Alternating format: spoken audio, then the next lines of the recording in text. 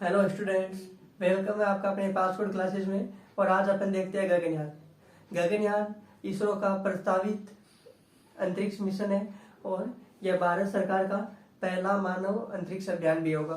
गगनयान को छोड़ने के लिए 3 फ्लाइट्स अपन पहले कंप्लीट करेंगे और इस 3 फ्लाइट्स में पहली फ्लाइट रहेगी मानव रहित, सेकंड फ्लाइट रहेगी मानव की जगह रोबोट का उपयोग किया जाएगा, ह्यूमनॉइड रोबोट, और वो रोबोट रहेगा व्योममित्र। और थर्ड फ्लाइट रहेगी, अगर दोनों फ्लाइट सफल हो जाती है पहले, तो थर्ड फ्लाइट होगी अपना जो मेन उद्देश्य है मानव अंतरिक्ष अभियान। उसमें 3 सदस्यों को अंतरिक्ष में भेजा जाएगा और 3 सदस्यों में 2 पुरुष सदस्य होंगे और 1 महिला सदस्य होगी।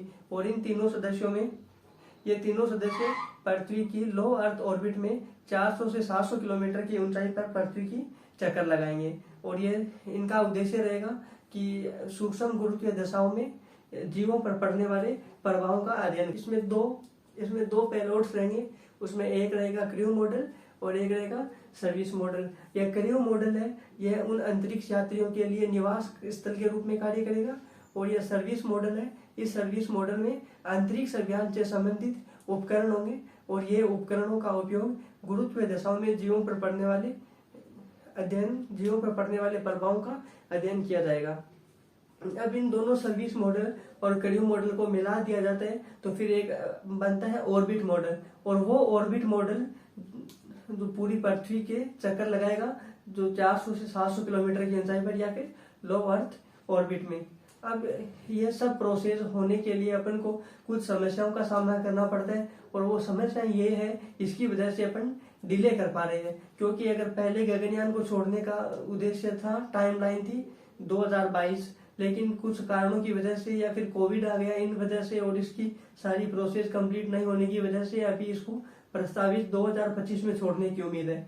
लेकिन यहाँ तक यह टाइमलाइन बढ़ता जा रहा है। इसका कारण यह है कि अपन इसके सामने आने वाली कुछ समस्याएं हैं उनको भेद नहीं पा रहे हैं। और अगर ये समस्या देखी जाए तो ये समस्या क्या क्या है, तो इसमें सबसे बड़ी समस्या और पहली समस्या तो यह है कि अपन छोड़ने के लिए जो प्रक्षेपण यान उपयोग करेंगे वो उस प्रक्षेपण यान की कुशलता इतनी अच्छी नहीं है जितनी अपन उम्मीद कर पाते हैं। दूसरी यह है कि इसमें अबोर्ड प्रणाली से भी संबंधित चुनौतियों का सामना करना पड़ता है। ये अबोर्ड प्रणाली क्या होती है? इसमें किसी दुर्घटना या फिर आपातकालीन स्थिति में जो अंतरिक्ष यात्री होते हैं उनको सुरक्षित निकालना ही अबोर्ड प्रणाली होती है। तो अगर कोई भी दुर्घटना हो जाए या फिर कोई भी स्थिति ऐसी हो जाए जिसमें अपन को इनको अंतरिक्ष यात्रियों को सुरक्षित निकालना हो, अगर ये अपने पास अभी इतना सक्षम नहीं है, इसलिए भी इसको देरी कर रहे हैं। लेकिन इनके लिए सारी प्रोसेस पैरेलली चल रही है। ये वापिस पृथ्वी के वायुमंडल में प्रवेश करते हैं तो वायु के घर्षण के कारण इसमें आग लग जाती है। इससे बचाने के लिए अपन एक प्रोसेस कर रहे हैं और इसके लिए अपन ने 2 प्रयास पहले कर चुके हैं। वो प्रयास है, एक तो है अपना पहला स्पेस कैप्सूल रिकवरी एक्सपेरिमेंट, ये 2007 में अपन ने कंप्लीट किया था। दूसरा है crew module atmosphere re entry experiment, ये 2014 में अपन ने सफलतापूर्वक ये 2 परीक्षण कर चुके हैं इससे संबंधित।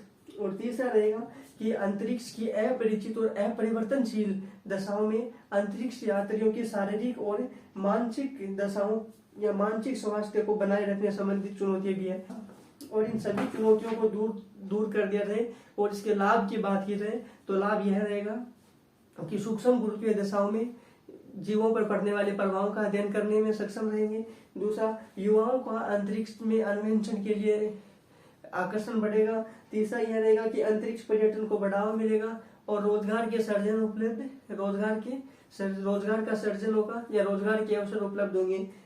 और वैश्विक पटल पर भारत की विश्वसनीयता बढ़ेगी। इन सभी उद्देश्यों या इन सभी लाभों को देखकर इसरो इस दिशा में आगे कदम बढ़ा रहे और 2025 में इसको छोड़ने की संभावना है। ये सभी अपने देख लिया गगनयान का फॉर्मेट, या कैसे कार्य करेगा, इसमें क्या क्या चुनौतियां आ रही है, इसकी वजह से देरी हो रही है और इसके क्या क्या लाभ है जिसकी वजह से अपन इसको छोड़ने के लिए इतना खर्चा कर रहे हैं। अगर इसकी खर्चे की बात की जाए तो इसकी कुल लागत होगी 10,000 करोड़ रुपए। अब अपन ये थ्योरी पार्ट पूरा हो गया और अब अपन इसके नोट्स लिख लेते हैं। तो आज लिखते हैं गगनयान के नोट्स। तो ये गगनयान क्या है? यह इसरो का प्रस्तावित अंतरिक्ष अभियान है या इसरो का प्रस्तावित अंतरिक्ष मिशन है। प्रस्तावित, या दो कोष्टक में लिख सकते हैं 2025 प्रस्तावित अंतरिक्ष मिशन है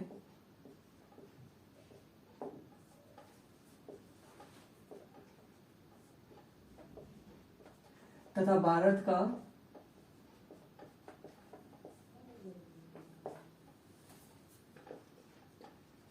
का प्रथम मानव मिशन है, या भारत का प्रथम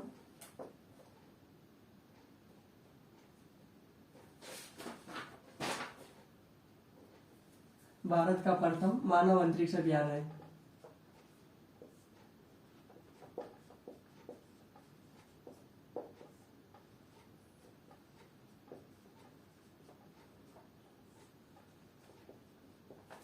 इसकी लॉन्चिंग होगी,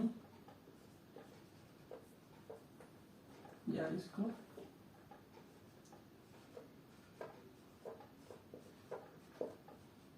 इसकी लॉन्चिंग होगी 2025, या 2025 इसकी संभावना है लॉन्च होने की, लेकिन अभी फिक्स नहीं है कुछ भी। इसमें क्या होगा, इसमें 3 अंतरिक्ष यात्री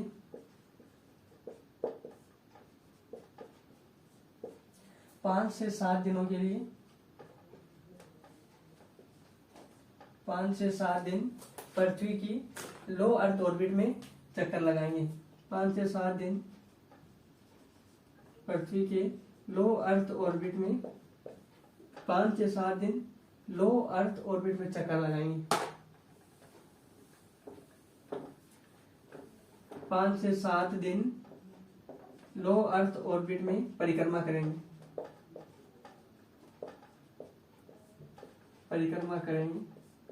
और उसके पश्चात वापिस पृथ्वी पर या वायुमंडल में आ जाएंगे। इसको छोड़ा जाएगा या फिर इसका प्रक्षेपण यान होगा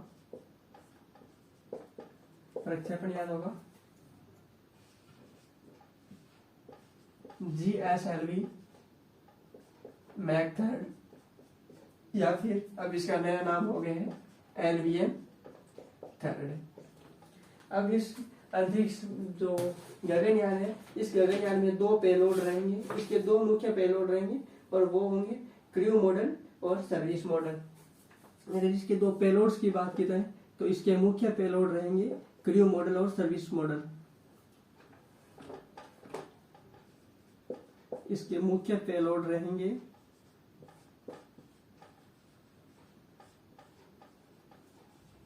इसको नित बार भी बोलते हैं, पेलोड को हिंदी में नित बार। ये रहेंगे क्रू मॉडल और सर्विस मॉडल।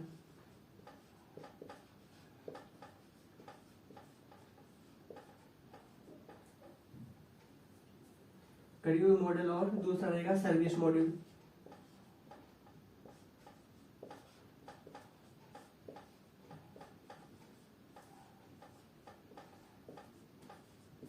क्रू मॉडल और सर्विस मॉडल है। क्रू मॉडल क्या करेगा, यह अंतरिक्ष यात्रियों के लिए आवास का कार्य करेगा।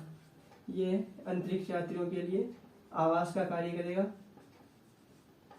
और ये सर्विस मॉडल क्या करेगा, ये मिशन जो अंतरिक्ष अभियान से संबंधित उपकरणों के लिए कार्य करेगा। यह एक उपकरण है अंतरिक्ष मिशन से संबंधित उपकरणों के लिए।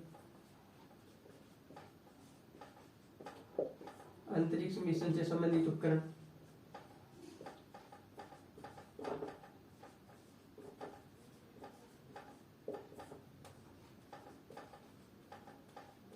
और इस क्रू मॉडल और सर्विस मॉडल अगर इन दोनों को मिला दिया जाए तो यह बनता है ऑर्बिट मॉडल, ऑर्बिट मॉड्यूल। और यह ऑर्बिट मॉड्यूल है, यही पृथ्वी की जो पूरी परिक्रमा करेगा, वो 5 से 7 दिन तक पृथ्वी की परिक्रमा करेगा। क्रू मॉडल सर्विस मॉडल को मिलाने के बाद ऑर्बिट मॉडल का निर्माण होता है और यह पृथ्वी की परिक्रमा करेगा। ये चुनौतियां देखी जाए तो ये चुनौतियां रहेगी जो अंतरिक्ष यात्रियों के जो प्रक्षेपण यान से संबंधित चुनौतियां, जो अंतरिक्ष अभियान को भेजा जाएगा, इसको भेजने के लिए जो प्रक्षेपण यान का उपयोग करते हैं उसकी कुशलता से संबंधित चुनौतियां। तो एक रहेगी प्रक्षेपण यान की कुशलता से संबंधित चुनौती, प्रक्षेपण यान की कुशलता से संबंधित चुनौती।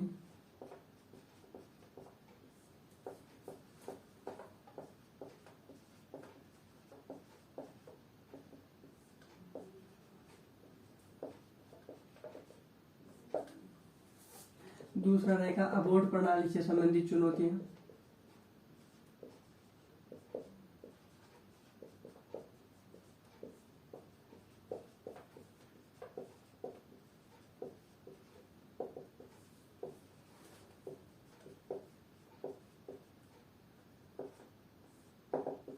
यह अबोर्ड प्रणाली क्या होता है कि किसी भी आपातकालीन स्थिति या फिर दुर्घटना, किसी भी दुर्घटना और आपातकालीन स्थिति में अंतरिक्ष यात्रियों को सही सलामत निकालना।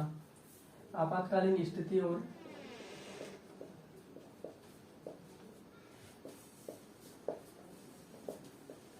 आपातकालीन स्थिति में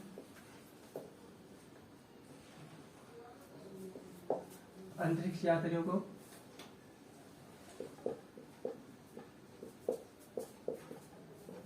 सुरक्षित निकालना।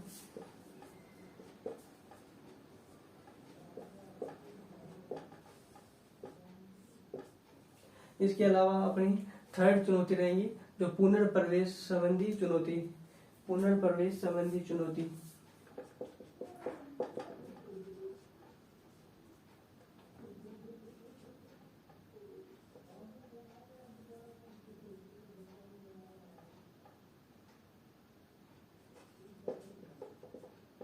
पुनर्प्रवेश संबंधित चुनौती। चुनौती या फिर समस्या दोनों ही लिख सकते हैं, तो पुनर्प्रवेश संबंधी चुनौतियां लिख सकते हैं अपन। चुनौती इसमें क्या होगा, जब जो ये अंतरिक्ष मिशन है जब वापस इसको पृथ्वी के वायुमंडल में प्रवेश करवाते हैं, इस समय अगर इसकी संभावना रहती है कि आग लग जाए, इसे बचाने के लिए अपन ने पहले 2 प्रयास कर चुके हैं, और वो 2 प्रयास अपने हैं कैप्सूल रिकवरी एक्सपेरिमेंट और crew model atmosphere re entry experiment. इसके अलावा अगर चौथी और फाइनल चुनौती अपने पास लेके जाए तो यह रहेगी कि अंतरिक्ष की अपरिचित और अपरिवर्तनशील दशाओं में अंतरिक्ष यात्रियों की मनोदशा, शारीरिक और मानसिक स्वास्थ्य को बनाए रखना। तो यह रहेगा अंतरिक्ष की अपरिचित और अपरिवर्तनशील दशाओं में अंतरिक्ष की अपरिचित और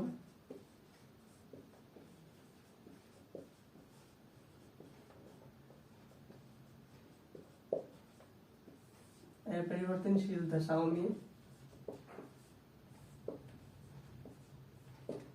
अंतरिक्ष यात्रियों के शारीरिक और मानसिक स्वास्थ्य को बनाए रखना।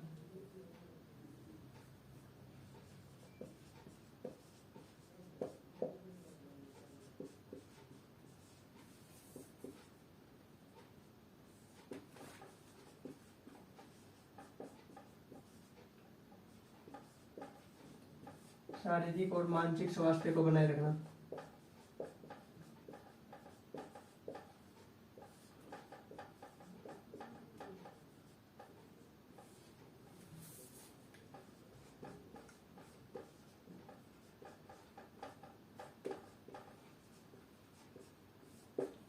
इन चुनौतियों के बावजूद अपन को मेन अपना इंटेंशन है कि इसके लाभ क्या क्या होंगे, और वो अपन को देखना है इसके लाभ। तो चुनौतियों के बाद अपन लिख लेते हैं लाभ। ये आपने लिख लिया होगा, नहीं आप स्क्रीनशॉट ले सकते हो, और फिर मैं इसको लाभ आपको नोट कर देता हूँ। लाभ भी आप लिख लेना। तो मैं नोट कर देता हूँ, इसको मिटा देता हूँ। जब आपको स्क्रीनशॉट लेना हो तो आप ले लिया करो होल्ड करके, साथ साथ में नहीं लिख पाओ तो या फिर लिख लेते हो तो अच्छी बात है। तो इसकी लाभों की बात की जाए, लाभों का सूक्ष्म गुरुत्वीय दशाओं में जीवों पर पड़ने वाले प्रभावों का अध्ययन करना। सूक्ष्म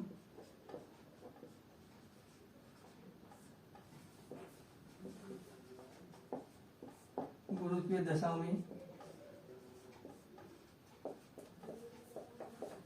जीवों पर पड़ने वाले प्रभावों का अध्ययन करना।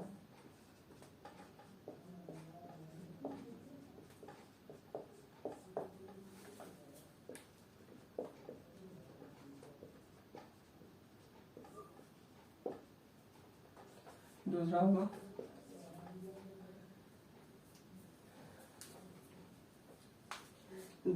अंतरिक्ष पर्यटन को बढ़ावा देना, और दूसरा होगा अंतरिक्ष पर्यटन को बढ़ावा देना।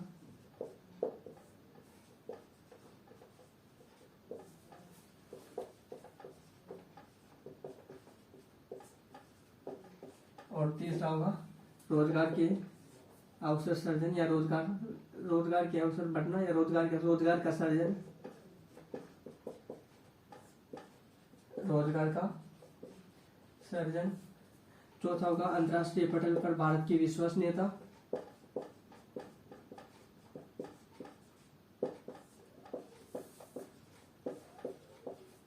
अंतर्राष्ट्रीय पटल पर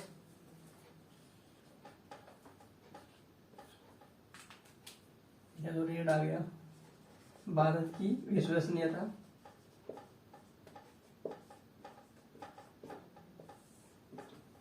और युवाओं का अंतरिक्ष क्षेत्र में आकर्षण बढ़ेगा, यह भी एक इसमें लाभ में देख सकते हैं। तो अपन ने आज देख लिया गगनयान, और गगनयान के सारे पहले गगनयान कैसे कार्य करेगा, उसकी प्रोसेस क्या होगी, फिर उसकी चुनौतियां और इसके गगनयान के लाभ क्या होंगे। तो आज के लिए इतना ही काफी, बाकी मिलते हैं नेक्स्ट वीडियो में। Thank you.